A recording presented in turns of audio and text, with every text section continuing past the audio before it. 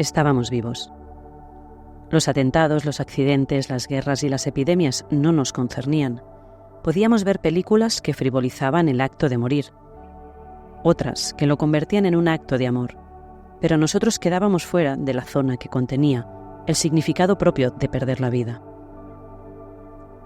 Algunas noches en la cama, envueltos en el confort de enormes almohadones mullidos y desde la arrogancia de nuestra juventud tardía, veíamos las noticias en la penumbra, con los pies entrelazados, y era entonces cuando la muerte, sin nosotros saberlo, se acomodaba azulada en los cristales de las gafas de Mauro. 137 personas mueren en París a causa de los ataques reivindicados por la organización terrorista Estado Islámico. 6 muertes en menos de 24 horas en las carreteras en 3 choques frontales diferentes. El desbordamiento de un río causa 4 víctimas mortales en un pequeño pueblo al sur de España. Al menos 70 fallecidos en una cadena de atentados en Siria. Y nosotros, que nos estremecíamos un momento, quizás soltábamos cosas del tipo «Vaya, ¿cómo está el patio?» o «Pobre, qué mala suerte». Y la noticia, si no tenía mucha fuerza, se disolvía aquella misma noche, dentro de los límites del dormitorio de una pareja que también se estaba extinguiendo.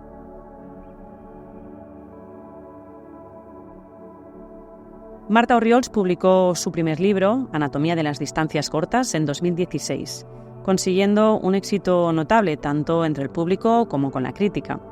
La acogida de esta colección de cuentos era solo la antesala del éxito que tendría su primera novela, Aprender a hablar con las plantas, con la que consiguió el premio Òmnium a novela del año en 2018 y el premio L'Illa dels Llibres, y que se convirtió en uno de los títulos más vendidos de aquel 2018. Aprender a hablar con las plantas es una historia a ratos triste, a ratos vital, pero sobre todo es una historia que emana ternura en cada una de sus páginas y que te recuerda, a través de la historia de Paula, su protagonista, que la vida a veces da giros inesperados y que incluso desde el dolor y el rencor más profundo se puede salir a flote.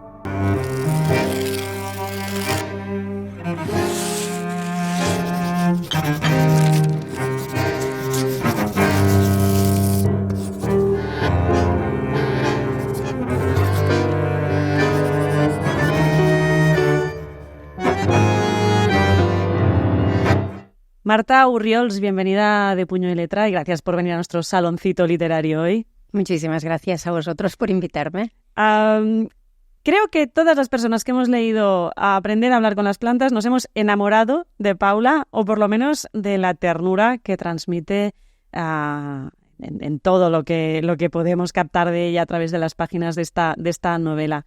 Explícanos quién es Paula y cómo nace Paula. Me alegro mucho que os hayáis enamorado de Paula, porque a mí de entrada es un personaje que me daba miedo que fuese un poco demasiado contenido o alguien que se guarda mucho sus sentimientos dentro, ¿no? Pero al final creo que el lector puede entender que Paula es una mujer que está pasando por un momento realmente delicado, ¿no? Que está en una especie de paréntesis vital porque acaba de perder a quien ha sido su pareja durante más de 15 años y de un modo absolutamente repentino, ¿no? No se ha podido despedir de él y además es un doble duelo y no es un spoiler lo que voy a decir porque se sabe de entrada. El hecho de que él, pocas horas antes de morir, le dice que hay otra persona en su vida y que por tanto su relación acaba aquí, ¿no? Esta historia nace de un sentimiento, de un estado de ánimo concreto mío, creo. Y yo tenía ganas de hablar de lo que pasa cuando, después de un acontecimiento tan impactante como puede ser te das cuenta que al día siguiente la vida sigue absolutamente igual para los demás, ¿no? Pero tú quedas encerrado en este paréntesis que te comentaba y este contraste entre el ruido de fuera, el trabajo, los niños que van al cole, los autobuses, ¿no? Y este silencio interior que queda dentro de ti, que necesitas para comprender lo que ha pasado, es muy, muy bestia, ¿no? Y tenía ganas de hablar sobre esto, sobre la pérdida a través del personaje de Paula, pero sobre todo no de esta pérdida a la que estamos acostumbrados quizás en literatura más mística o más grandilocuente, sino de esa pérdida más terrenal, de lo que es levantarse al día siguiente y ver que tu vida ha cambiado por completo, que esa persona a la que querías ya no está y que debes seguir adelante, ¿no? Y cómo se sigue adelante. Debe parecer casi como un insulto ver que la vida sigue, ¿no? Después de algo así. Sí, es precisamente esto, esa sensación de no puede ser, de injusticia, pero no tanto personal, sino de incredulidad, ¿no? De que para ti todo sea tan absolutamente extraño de repente y que para los demás todo siga igual, ¿no? A la vez te ayuda porque te das cuenta enseguida que ese mundo que te ha quedado no es el que tú quieres, pero a la vez lo necesitas, ¿no? Yo creo que es algo como muy actual, esta sensación de que tenemos que estar siempre bien y siempre felices y sin querer, para bien de la persona a la que queremos y queremos volverla a arrastrar un poco a la vida, ¿no? Cuando alguien pierde a su compañero de vida, por ejemplo, nos apresuramos demasiado ven, vamos a celebrar, vamos a continuar, tienes que recuperar tu vida, y yo creo que a veces nos olvidamos que esta tristeza o esta sensación de estar quieto en ese lugar y comprender es necesario, ¿no? A veces creo que la tristeza la entendemos como un sentimiento negativo y a veces creo que es absolutamente necesaria, ¿no? Que uno tiene que hacer ese proceso para comprender y comprenderse, ¿no? El duelo precisamente es un sentimiento y un proceso muy complejo, muy individual. Entiendo que cada uno lo vive de una manera totalmente diferente, pero además tengo la sensación a veces que el entorno no nos sabemos colocar, nos cuesta mucho saber acompañar en el duelo. Un poco lo comentabas tú ahora, ¿no? Que como que enseguida buscamos que la persona empiece a entrar en la vida normal, como si entrar en la vida normal sea sinónimo de que ya está todo solucionado, ya está todo superado, y yo creo que esto debe ir muy ligado a precisamente el tabú que es la muerte en nuestra sociedad. En el momento en que no nos atrevemos a hablar de ella, tampoco afrontamos el cómo acompañar en el duelo, ¿no? Sí, sí, totalmente. Yo creo que vivimos un poco de espaldas al dolor siempre, ¿no? Y sobre todo al dolor de la muerte. Es algo de lo que no hablamos, que por una parte creo que es absolutamente normal, que prefiriéramos vivir en el lado de las cosas vivas y buenas, ¿no?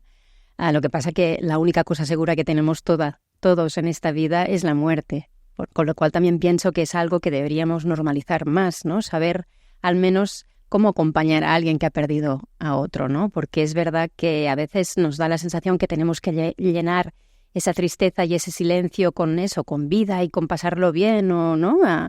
Y creo que lo más normal es lo contrario, ¿no? Estar allí, saber abrazar, saber hablar si el otro lo necesita, pero en ningún caso forzar a nada, ¿no? Y esto no se aprende, es verdad. Tristemente yo creo que solo se puede compartir cuando pasa, ¿no? Que también es difícil, es algo delicado. Pero sí que nos cuesta aceptar el dolor. Yo creo que cuando escribí esta novela, que salió el 2008, pero yo la empecé a escribir sobre el 2016 o así, no habíamos pensado tan públicamente en el dolor de los demás como o lo hacemos ahora, por ejemplo, a partir del COVID, ¿no? Creo que hay, un cambio muy leve, pero yo sí que vi que nos acostumbramos más a mostrar ese dolor, ¿no? Por estas pérdidas repentinas, o por no poder estar al lado de los que estaban pasándolo mal en ese momento, ¿no? Y aprendimos a ser más vulnerables públicamente, ¿no? Y a buscar y a ser delicados con las palabras y la manera de acercarnos al dolor. Tampoco ha cambiado mucho la cosa, pero sí que es verdad que en nuestra sociedad cuesta mucho acompañarse. Pero creo que también hay un tema generacional aquí. Yo, el pensamiento, el recuerdo que tengo es de haber vivido una educación 80, 90 más vinculada a la mujer fuerte, la mujer que puede con todo, ¿no? Y en cambio ahora creo que es mucho más lícito, no está mal visto aceptar las vulnerabilidades y no vincularlas a algo negativo, ¿no? Absolutamente, esto seguro, ¿no? De hecho, ya en la novela se intuye que Paula respetó a su padre, que perdió también a su mujer cuando Paula era una niña, por tanto Paula ha sido una niña sin madre, una mujer sin madre. Tú, cuando lees la novela, intuyes que ella no le critica directamente al padre que no supiera estar cerca de ella como lo necesitaba, porque ella era una niña y tampoco sabía expresar qué le faltaba, ¿no? Pero sí que ves que le ha faltado este amor del padre de estar más cerca de ella, no el amor, porque se quieren, pero les cuesta mucho expresarlo, ¿no? Pero ella, en el fondo, está reproduciendo estos patrones del padre, ¿no? Un poco, porque con la amiga no le acaba de contar lo que le ocurre, tampoco sabe ponerle palabras. Y creo que es algo bueno que estas nuevas generaciones sepan expresar mucho mejor que nosotros, quizás, los sentimientos, ¿no? Como estamos dando tanta importancia a la enfermedad mental, a la psicología, ¿no? Cosas que antes eran, bueno, se resguardaban un poco como cosas que hacías personalmente y no hablabas en público. Creo que ahora lo hemos abierto de una forma mucho más sana, ¿no? Y que poder hablar todo esto a la fuerza hará a adultos más sanos. Yo también creo en este sentido, ¿no? De poder expresarte y no guardarte todas las emociones para ti, ¿no? Incluso ponerles nombre. Yo creo que es de las cosas que están aprendiendo las nuevas generaciones que a nosotros más nos costaba, ¿no? El tener un sentimiento que puedes intuir como negativo, pero no saber ni clasificarlo. Y si no lo puedes clasificar es muy difícil hacerlo. No. Cuando nombras una cosa, yo creo que al final es cuando te das cuenta y te puedes enfrentar a ella, ¿no? Y además es que compartir lo que te pasa simplemente, aunque lo estés viendo en un libro, en una entrevista, lo que sea, hace que no te sientas tan solo, tampoco ni tan loco, ¿no? Porque lo que le pasa a Paula un poco es esa sensación de ¿qué me está pasando? Esto, ¿a quién se lo cuento? Si es que me siento como un bicho raro, ¿no? Como un monstruo a veces por los sentimientos que me genera de rabia, a veces de vergüenza, de envidia incluso, ¿no? Y cómo voy a expresar eso en medio de un duelo donde se supone que tengo que estar triste y ella está enfadada y cabreada, ¿no? Y a veces saber tener referencias, aunque sean a través de la literatura, del cine, por eso creo que la ficción es tan importante, es básico, ¿no? Y creo que es importante poder narrar todas estas historias también para esto, ¿no? Para al final dejar ahí unos referentes para los demás. Volvamos un momentito a este primer giro que decíamos de la novela, que en realidad es como un doble giro, porque tenemos esta relación, ¿no? Con Mauro, que ya estaba un poco, quizá estancada, podríamos decir, ¿no?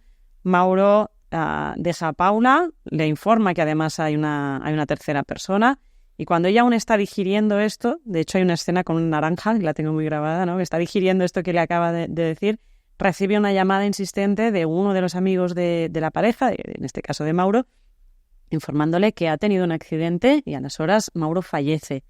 Es un choque, una contraposición de sentimientos y emociones muy bestia, porque todavía estás digiriendo esa rabia del que te acaban de dejar con el sentimiento de tristeza y donde resurge el amor y lo que había sido la pareja por este fallecimiento, ¿no? ¿Cómo se conjugan dos sentimientos tan opuestos? Claro, para mí, literariamente hablando, necesitaba este contraste de sentimientos, ¿no? Yo quería que ella tuviera dentro de su cabeza un cóctel loco, ¿no? Y que se enfadara sobre todo, porque si no lo que me estaba pasando es que estaba escribiendo de entrada una novela, yo esta segunda trama de que él se fuera con otra mujer no la tenía en principio pensada, pero me di cuenta que el texto se caía de las manos, ¿no? Porque era absolutamente triste, ¿no? Y que al final estaba contando algo también, aunque mi intención era contarlo desde otro punto de vista más terrenal y físico, estaba contando algo que se ha contado muchas veces, ¿no? Pero a mí me interesaba indagar en ese enfado, en esa injusticia, ¿no? Entonces, no solo a través de esa infidelidad, sino también que ella pudiera ir un poco más allá del papel de una muñeca rota porque su pareja ha muerto, ¿no? Y se quedara llorando en un sofá, sino que quisiera comprender, ¿no? Y a la vez la forzara a hacer un trabajo de mirar atrás, intentar comprender qué había pasado con su relación, y que eso ayudara a la vez a entender que se había acabado de dos formas muy diferentes. Se había acabado el amor porque este señor ya estaba, ¿no? Y ella también un poco, era una situación que ya estaba muy desgastada, pero bueno, esto es otra historia, ¿no? Pero también que la muerte de algún modo es absolutamente rotunda, ¿no? Y comprender eso y asumirlo es muy fuerte, ¿no? Tú puedes, porque a mí con este libro mucha gente me ha dicho, yo no he perdido a nadie, pero sí que he perdido a mi pareja, ¿no? Lo hemos dejado y ese duelo es exactamente el mismo. Y yo pienso, no, ojalá, ¿no? O sea, la rotundidad de la muerte, de saber que nunca más va a volver esta persona y que no tendrás oportunidad de arreglar las cosas ni de cerrar una conversación que para ellos quedó en el aire, es dura de asumir, ¿no? Y el echar de menos a alguien y ver que no hay manera alguna de volver a contactar, es muy duro, ¿no? Y eso me servía, ese mirar atrás para comprender qué había pasado en su relación, me servía un poco para frenar el impacto de lo otro, ¿no? Y que el libro no fuera tan triste y tan grandilocuente, ¿no? A mí me gusta mucho aterrar en lo pequeño y creo que así podía ir, fijándome en los detalles y acercar mucho la cámara en este primer plano de alguien que está asumiendo algo, ¿no? Yo creo que es un libro que más que de una herida está narrando una cicatriz, un proceso de cómo se va cerrando una cicatriz, ¿no? De hecho, una de las cosas que me llama la atención es que ella muchas veces se dirige directamente a Mauro es un poco el reflejo ese de las conversaciones que han quedado pendientes, ¿no? Porque si no hubiera sido por la muerte de Mauro, ella seguramente hubiera iniciado un proceso de conversaciones, de separación, de dejar de convivir, que hubiera arrastrado muchas conversaciones, muchas discusiones, como cualquier pareja que está conviviendo y deja la relación. Sin embargo, en el momento en que Mauro fallece, todas esas preguntas y esas conversaciones no suceden, no pasan nunca. Entonces, cuando se dirige a él es un poco como esta necesidad, ¿no?, de obtener respuestas o de saber más allá qué le habría dicho si hubiera podido obtener esas respuestas. Claro, porque además le pasa que ella es una persona absolutamente científica, ¿no? Y con una mente muy cuadriculada. Paula es neonatóloga y es una gran profesional sobre el suelo del hospital. Ella pisa muy fuerte y muy segura, pero cuando sale de ahí es una persona que tú intuyes muy vulnerable y que le cuesta mucho expresar sus sentimientos. Entonces, cuando pasa esto con Mauro, ese mirada hacia atrás lo hace como de una manera muy meticulosa, ¿no? Va buscando siempre el orden de las cosas, cómo ha pasado, por qué debe haber pasado. Es como si fuera una científica que va buscando un proceso muy, muy concreto, ¿no? Pero se da cuenta que no, que no puede hacer eso con los sentimientos. Ese mirar atrás le sirve para eso, para completar esa conversación de una forma en la que ella normalmente no cree, que es preguntándole a Mauro, aunque sabe perfectamente que Mauro no va a responder, qué es lo que ha pasado, ¿no? Y también le sirve un poco para recordar, ¿no? Porque yo creo que si algo aprende Paula en este proceso es que solamente si recordamos a aquella persona que ya no está, esa persona pervivirá, ¿no? Y es una conclusión muy bonita así de entrada, pero es dura también, ¿no? Pero al final es lo que queda, ¿no?, del amor, el recuerdo. Y bueno, hay todas estas culturas, por ejemplo, en México, cuando celebran el Día de los Muertos, que ponen las fotos, yo creo que es esta insistencia en no dejar ir del todo a esta persona nunca, ¿no? Porque, bueno, cuesta de entender, pero yo creo que al final la muerte no significa tampoco el final de todo, ¿no? Si podemos conseguir de algún modo que el recuerdo de esa persona esté ahí y transmitirlo pues a las personas, a los hijos, a la gente que estaban rodeados del amor de esta persona o de su manera de ser, esa persona de algún modo permanece, ¿no? Decías justamente ahora que Paula es neonatóloga, cuando llega al hospital pisa fuerte, pero precisamente en esta etapa se convierte en un refugio absolutamente, ¿no? Totalmente, sí. Yo quería de entrada que el personaje tuviera una profesión muy vocacional. No me importaba tanto el qué, pero sí que quería que cuando le pasara lo que le iba a pasar, este doble duelo que ella no sabía, se viera forzada a salir de este escudo que a veces es el trabajo, las profesiones, ¿no? Hoy en día aquí pienso que muchas veces nos escudamos detrás del trabajo para evitar otros temas más peliagudos, ¿no? Y Paula es así, ¿no? Es una persona que le cuesta, pasa por la vida como de puntillas, ¿no? Y en cambio en el trabajo no lo hace. Y cuando pasa todo esto, le queda ese refugio que es la neonatología, estos neonatos que no pueden hablar con ella, pero que al mismo tiempo le permiten ser tierna, dejarse ir, expresar amor, ¿no? Y lo hace a través de sus pacientes precisamente. Y es un territorio que ella conoce bien y para mí era importante ese espacio de la neonatología, ¿no? Porque creo que simbólicamente es muy bonito porque conviven la muerte y la vida en un mismo espacio y lo encontré que le aportaba a la novela esto, un símbolo muy bonito, ¿no? Y le pasa eso, que bueno, se da cuenta que ahí además nadie sabe que Mauro la había dejado. Entonces, ahí nadie pregunta nada más, ¿no? Puede ser ella y ya está. Pero además necesita que la traten, lo que le irrita muchísimo a ella es que la traten como una viuda, ¿no? Y ella no quiere ser así. Ella cree que lo de perder a la pareja corresponde pues a otra época de la vida, ¿no? Ella quiere saber qué pasará con ella ahora. Está en medio, ¿no? En el ecuador de la vida, tiene 40 y poco, o 40, ya no me acuerdo. 43. 43, exacto. Entonces, ¿qué pasa con su vida, no? Como persona y como mujer, se lo plantea todo, ¿no? Entonces, el trabajo yo creo que sí que le sirve como un espacio neutro donde puede seguir siendo ella, que es lo que quiere, ¿no? De algún modo. Pero aclárame una cosa, tú no eres doctora en ratos libres, pero no, está, o sea, informadísimo el libro sobre los procesos de neonatología. Me encantaría, pero no. Yo una parte que disfruto muchísimo de la escritura, al menos hasta ahora en todos los libros, es la parte de documentación, ¿no? Y no sé por qué en todos los libros las profesiones de los protagonistas son importantes y en este especialmente, ¿no? Entonces me contacté con una neonatóloga. Yo prácticamente no sabía lo que era la neonatología. Paula en principio iba a ser cardióloga, ¿no? Porque pensaba que, bueno, la metáfora esta del corazón roto y alguien que tiene que curar corazones era bonito.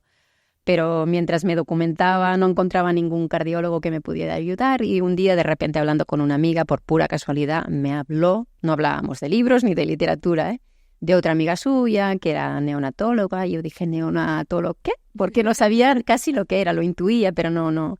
Y me la presentó y fue maravilloso porque es la doctora Marta Camprubí que está en los agradecimientos y que sin ella no hubiera podido escribir la novela.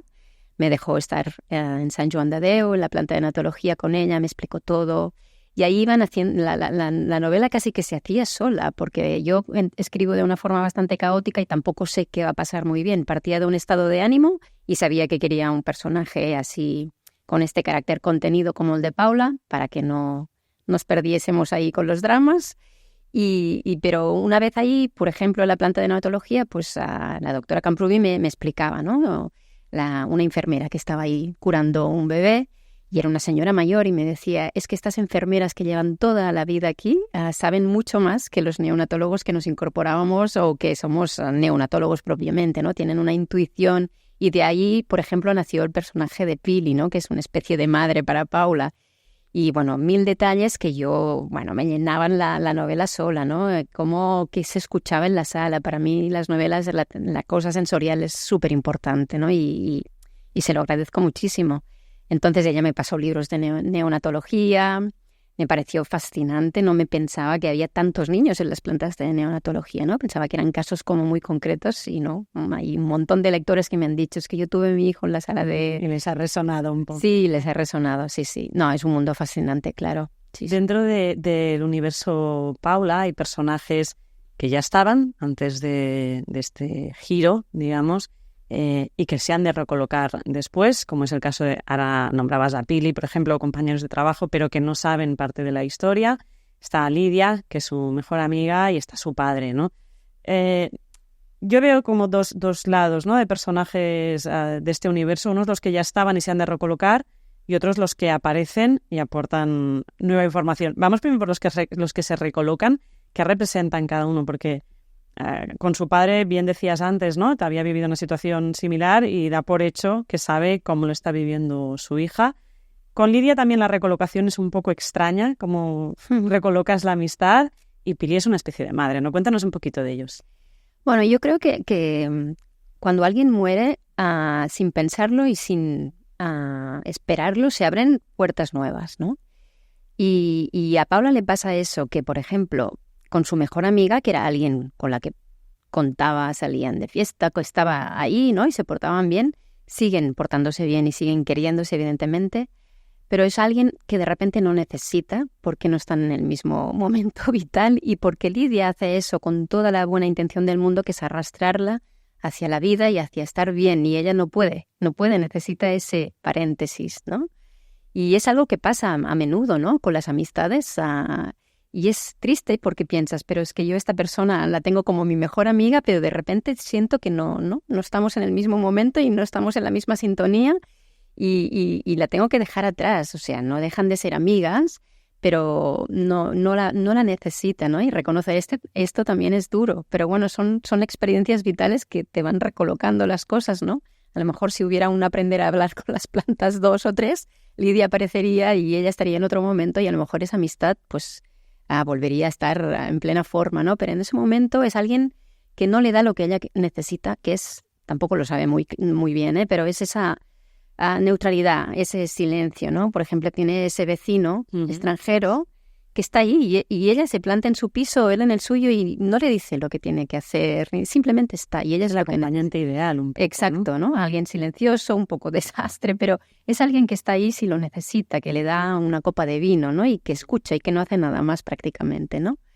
El padre yo creo que pasa algo muy bonito entre ellos, y es que se han querido muchísimo durante toda la vida, pero les ha costado mucho expresarlo, ¿no? Y yo creo que esto es muy general o muy normal, ¿no? Entre padres y hijos a veces, ¿no? Ese amor que tienes por tus padres o por los hijos, pero que no sabes cómo expresar a veces. Ahora a lo mejor es más normal, ¿no? Abrazar a tus hijos y decirles que los quieres, etcétera, etcétera, pero antes yo creo que en la generación de mis padres al menos era un poco más dificultoso expresar lo que sentías. Y el padre de Paula perdió a su pareja en un momento en que, por ejemplo, el tema psicólogos y hablar de lo que comentábamos antes no era tan normal, ¿no? Y no supo cómo acercarse a su hija. Y se han querido mucho, pero han ido heredando estos silencios que van pasando, ¿no? Y que dejan, al final dan malentendidos, ¿no? Y no hay nada. Y la muerte de Mauro pues les permite acercarse, ¿no? Porque de él, de algún modo, cree que la puede ayudar porque él ha pasado por lo mismo, ¿no? Aunque Paula, como quiere mucho a su padre y también quería mucho a Mauro, no le llega a contar que Mauro se fue con otra mujer, ¿no? Por lo que comentábamos antes, porque quiere ser ella misma como la habían tratado siempre, pero también por honrar a Mauro, por no hacerle, por no herir al padre y ahora encima no tener añadir eso, sí, porque sí, pero se acercan. Yo creo que la muerte de Mauro les permite este acercamiento, ¿no? Aunque sea muy suave, pero sí consiguen abrazarse, consiguen decirse las cosas, ¿no? Y estar ahí más cerca. Hacia el final del libro hay un momento en que Paula llama al padre y se da cuenta que es al padre a quien quiere llamar, ni a Lidia o la amiga, no, necesita llamar a su padre, y eso es como un descubrimiento, ¿no? Es un poco una transformación del personaje, ¿no? Más allá de estos que ya estaban y se recolocan después de la muerte de Mauro, hay dos personajes que aparecen post muerte de Mauro y que también la descolocan y tienen mucha importancia. Por un lado tenemos a Kim, que es este amante, este descubrimiento de alguna manera, y por otro tenemos a Carla, que era la amante de Mauro y que también le supone un choque emocional muy importante. ¿Qué significan estos dos personajes? Bueno, con Carla, para mí es más fácil contar a Carla siempre. Yo creo que Carla, hay muchos lectores que me dicen, Carla es un personaje muy inverosímil, porque esto no lo harías. Yo creo que sí lo haría, ¿no? Porque, y más pensando en la mentalidad de Paula, que necesita saber, ¿no? Ella descubre quién es Carla porque el día que muere Mauro se presenta al hospital y porque, consigue entrar en el móvil de Mauro y ve que ahí había Carla, ¿no? Que Carla estaba ahí y que Carla iba a ser alguien importante en la vida de Mauro, ¿no? Y que tenían unos planes de vida, que se querían casar. Paula no quiere hijos, no quería matrimonio, y ve que Carla sí podía darle todo esto y que de hecho lo tenían planificado, ¿no? Entonces a ella le sirve Carla un poco para poder cubrir ese hueco que ha quedado ahí en la conversación, y de entrada quería sacar información, poder tenerlo todo claro en su cabeza, y decide hacer algo que es quedar con Carla para que le explique, ¿no? Pero en el momento que llega ahí y la ve, se da cuenta que eso es un error, ¿no? ¿Qué hago yo aquí? ¿Qué le voy a decir, no? Pero en el momento que la ve, la admira, piensa, guau, ¿cómo no iba a estar Mauro con esta mujer, no? Es una mujer totalmente competente con su trabajo, es técnica de sonido, es alta, guapa, mucho más joven que Paula. Y cuando ella le cuenta esto, que se iban a casar, que querían tener hijos, se da cuenta que realmente quien ha perdido a Mauro ha sido Carla y no ella, ¿no? Entonces se sitúa en otro plano, ¿no? Le permite entender que ese autoengaño que ella ya se daba cuenta que también tenía, ella ya sabía que la relación con Mauro no estaba del todo sana, ¿no? Y iba poniendo excusas, el trabajo, etcétera, pero iba tirando, ¿no? Como muchas parejas pasa cuando llevas muchos años y entonces entiende que eso podía pasar y lo normaliza. De hecho, en ningún momento odia a Mauro, ¿no? Se enfada con él, pero tampoco es una cosa exagerada. En todo momento comprende que es algo que puede pasar y que ha pasado. Y cuando ve a Carla y habla con ella, se da realmente cuenta de que, quien ha perdido a Mauro, ¿no? Y el futuro con Mauro no es tanto de ellos, sino Carla. En el plan de futuro es donde está la gran diferencia, ¿no? Exacto. ¿Y Kim? Y Kim a mí me servía por varias cosas en la novela. No es que lo pensara de este modo, pero mientras escribía me di cuenta que yo pensaba, ¿qué es lo más alejado de la muerte? Y pensé que lo más alejado de la muerte era el deseo, ¿no? De algún modo. El deseo, y en este caso con Kim, este deseo es un deseo sexual puramente. De algún modo lo utiliza bastante, ¿no? Le va muy bien porque Kim no sabe nada de esta historia, no sabe nada de Mauro, con lo cual la trata como si fuera una mujer que ha conocido y con la que está pasando o viviendo una aventura, ¿no? Y también me servía porque yo iba leyendo novelas y literatura que hablaran de esto, de la muerte de la pareja, y me daba cuenta que casi todas las mujeres o quedaban esto como una muñeca rota en un sofá llorando, ¿no? Débil y que no podía seguir con su vida, o que podía seguir con su vida porque enseguida, o más adelante, pero pasaba esta recuperación por poner a alguien nuevo a su lado, ¿no? Y a mí eso me parecía siempre una idea muy tonta, ¿no? Lo primero que uno debe hacer en cualquier situación de la vida es encontrarse uno mismo, ¿no? Y en ese caso, Paula, yo creo que aquí lo que hace con Kim es utilizarlo un poco para sentirse bien, también para plantearse cosas, ¿no? Un poco como de una manera muy tonta, como una venganza, aunque sabe que es inútil porque Mauro no está, ¿no? Pero decir, yo también soy capaz de ponerte los cuernos, aunque él no está, ¿no? Pero al final es eso, es esa sensación de buscarse ella misma. Yo siempre tengo en mente que Paula está en un momento de tránsito, ¿no? Y que está ahí, que va probando cosas, un poco como ensayo y error, a ver qué pasa y hacia dónde voy. Está un poco bloqueada en ese sentido, no sabe muy bien lo que hace, pero sí que Kim le sirve para esto, como mujer, ¿qué hago yo con 43 años? ¿Soy capaz todavía de encontrar a alguien? ¿Qué haré con mi cuerpo? Soy joven, pero ya no soy tan joven, ¿no? Es en ese momento vital raro y bueno, literariamente yo creo que me servía para esto, ¿no? También para rebajar un poco el tono de la novela, de la intensidad, del dolor, ¿no? Y poner un poco ahí de emoción y de otros sentimientos diferentes. Y algo de recuperación de autoestima también, después de entender, ¿no? Que claro, tenía un amante, sí, que tú, recolocar claro, eso, ¿no? Que tú, que aunque lleves muchos años con esta persona, también podrás ser capaz a partir de ahora, pues si te interesa, poder estar al lado de alguien, ¿no? Pero que para mí el momento importante con con Kim es cuando pasan un fin de semana juntos en una casa que él tiene en la montaña y cuando ella dice basta, ¿no? Pero luego cuando se va con el coche se da cuenta que dice una frase que es... no me la sé de memoria, pero algo así. Pero yo te la iba a leer justo ahora. Qué bien. Pues esto tenemos telepatía. Pues léela porque no me acuerdo. Es que justo te iba a decir, hay un momento viniendo de estar con Kim que se detecta en ella un cambio. Si me permites te leo un fragmento que para mí es muy clave dentro de la novela, ¿no?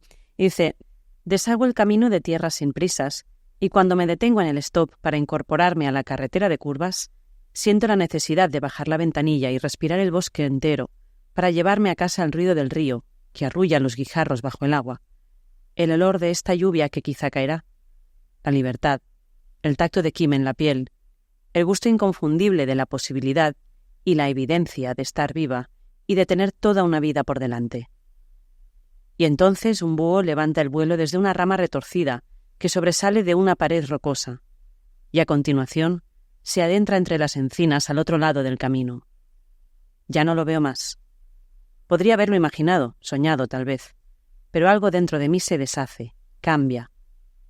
El vuelo del búho ha durado apenas unos segundos, justo lo que dura la magia. El cambio es posible. Quizá uno mismo sea un buen lugar a donde volver. Esa era la frase. A mí esta frase me maravilló, la tengo subrayadísima en el libro y precisamente quería acabar preguntándote, ¿uno siempre es el lugar donde volver? Yo creo que sí, que evidentemente somos seres sociales, necesitamos a los otros siempre, pero a veces nos olvidamos de que nosotros somos uno más, ¿no? Y estar bien contigo mismo, saber quién eres y saber dónde estás y en qué momento estás, creo que es vital. Sí. Marta Orriols, llegamos al final de la entrevista. Eso sí, antes me gustaría pedirte si nos puedes dejar alguna recomendación literaria, alguna novela que dentro del último año te haya impactado o te esté impactando por cómo es y que nos dejes este consejito para buscar libros. Pues mira, os voy a recomendar una novela que todavía me estoy leyendo. Lo que pasa es que me la estoy leyendo en gallego, que hace unos días estuve en Galicia, conocí al autor además, pero está traducida al catalán y al castellano, o sea que la podéis encontrar. En gallego es Nenguem queda, que es Nadie queda, y es de Brais Lamela, un autor gallego muy joven, pero es maravillosa la novela, o sea que os la recomiendo muchísimo. Pues tomamos nota, ya sabemos qué tenemos que ir a comprar, lectura para los próximos días, nos la dejamos bien apuntada y muchísimas gracias de verdad por habernos acompañado hoy aquí, Marta Orriols.